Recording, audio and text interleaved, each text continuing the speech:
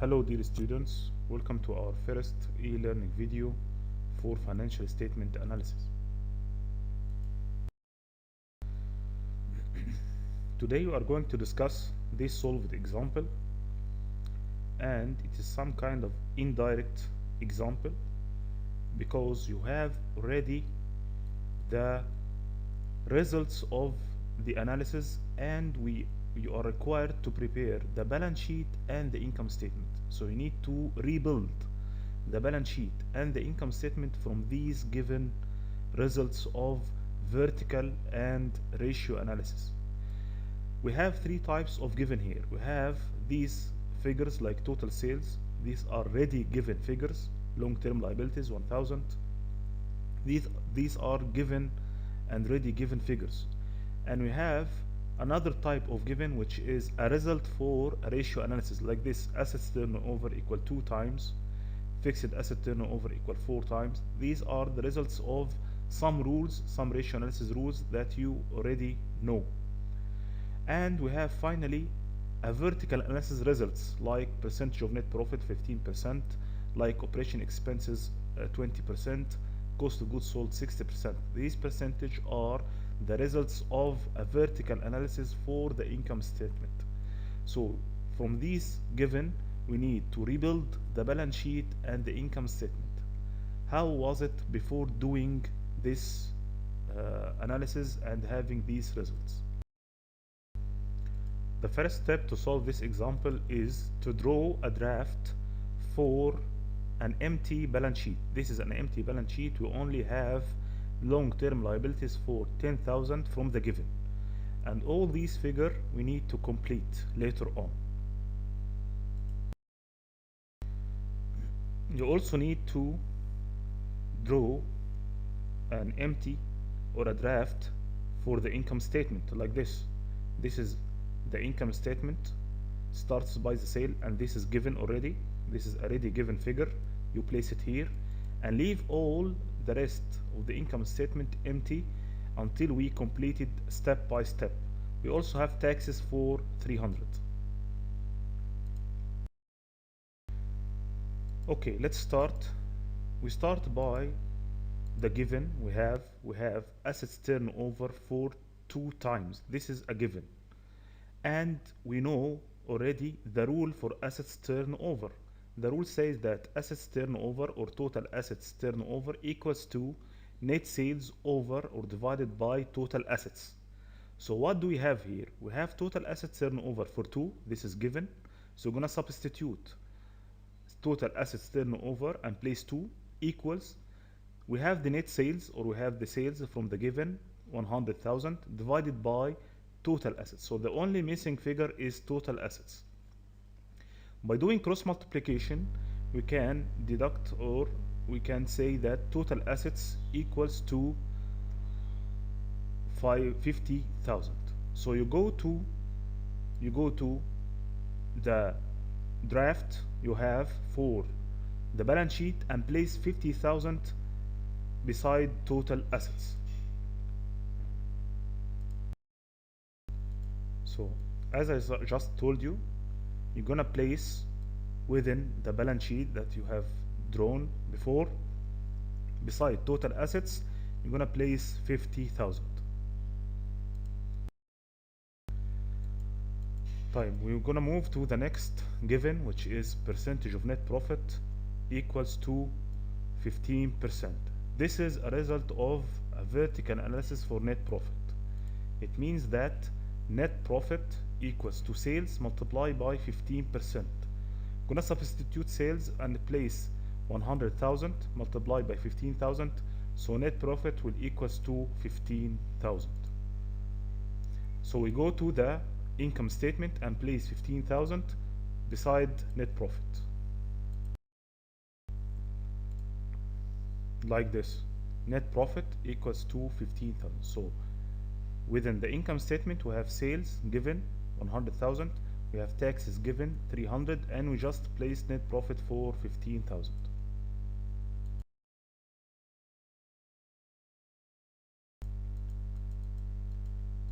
For given number 3, we have fixed assets turnover equals to 4 times.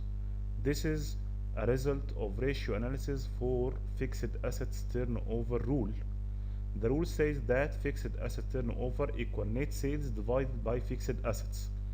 So we're gonna remove fixed asset and place 4, which is given. We're gonna remove net sales and place 100,000, which is also given, to get the third missing variable, which is fixed assets. By cross multiplication, fixed assets will be equals to 25,000. And we already have total assets for 50. So we can subtract 50,000 minus fixed assets 25,000 and conclude that the current assets equals to 25,000 also.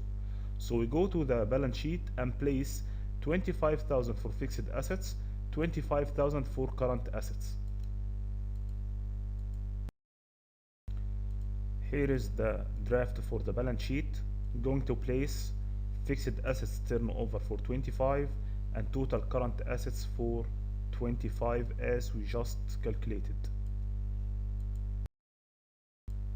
Then we move to the next given, which is account receivable turnover. Account receivable turnover equals to 10 times. This is also a rule that we know. We know that account receivable turnover equals to credit sales divided by accounts receivable. So we can remove account receivable turnover and place 10. We can remove credit sales and say that credit sales equal to sales, which is 100,000, divided by the only missing variable, which is account receivable. By cross multiplication, account receivable will be equals to 10,000, and we can place it in the balance sheet. As we see here, we have account receivable is one of the total current assets items, so we place it here and place 10,000 beside it. So step by step we can see that we are completing the whole balance sheet.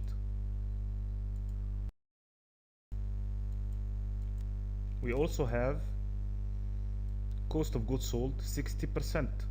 As we have done with the net profit, we can say that cost of goods sold equals to sales multiplied by 60%, which is equal to 100,000 multiplied by 60 equals to 60,000. So cost of goods sold will be equal to 60,000. Therefore, we can conclude that gross profit equals to sales minus cost of goods sold, which is equal to 40. So within the income statement, we're going to place cost of goods sold by 60 and gross profit for 40. Here is the income statement up till now. We added cost of goods sold for 60 and gross profit for 40,000, and we still need to calculate the operating expenses, the net income before interest and tax, the interest, and the net income before tax.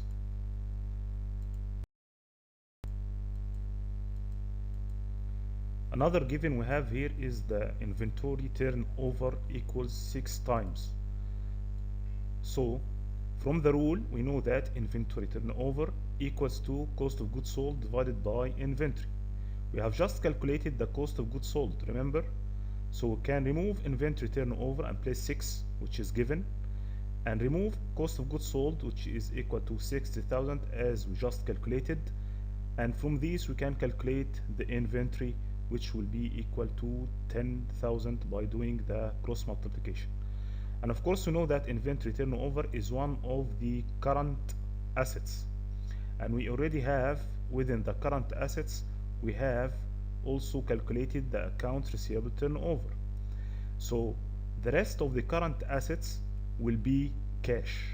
To calculate cash, we're gonna subtract the total current assets minus account receivable plus inventory, which is equal to 5,000. Here is the balance sheet up till now. We're gonna place inventory for 10,000. So we have inventory for 10,000, we have account receivable for 10,000, and the total current assets equal to 25. So we can say that 25 minus 10, and cash will be equals to 5. So by now we are done with the asset side. All the asset side is complete, and we still need to calculate the liabilities and owner's equity side. We also have from the given operating expenses for 20%, and as we have done before, this means that 20% from sales is operating expenses. So we can say that sales equal to 100,000 multiplied by 20%, so operating expenses will be equal to 20,000. And of course we can then subtract the operating expenses from the gross profit to get the net profit before interest and tax.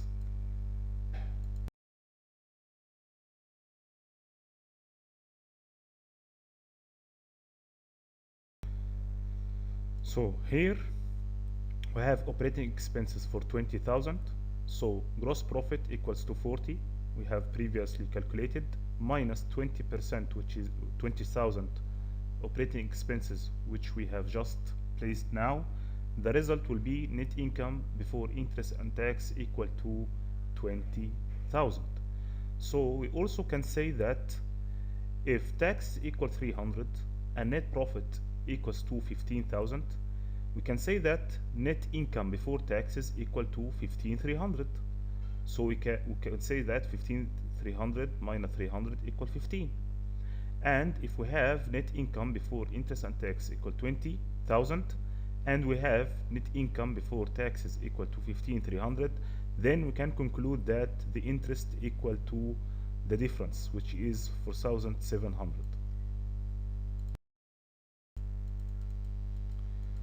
Now we have another given, which is the current ratio equals to 2.5, and we know the current ratio rule. It says that current ratio equals to current assets divided by current liabilities. So we have the value of current ratio, which is equal to 2.5. We have the current assets we previously calculated equal to 25,000. By doing the cross multiplication, we can say that current liabilities equals to 10,000.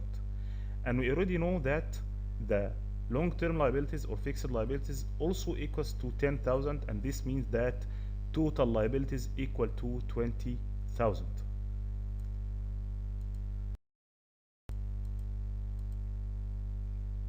So now we can place beside current liabilities, we can place 10,000, and we already have long-term liabilities for 10. The total liabilities will be equal to 20,000. And of course, since total assets equal to 50,000, then of course total liabilities and owner's equity also equals to 50,000.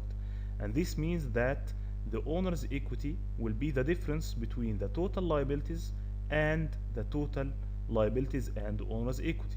It means that 50,000 minus 20, then owner's equity will be equal to 30,000. And this will be the final shape for the balance sheet.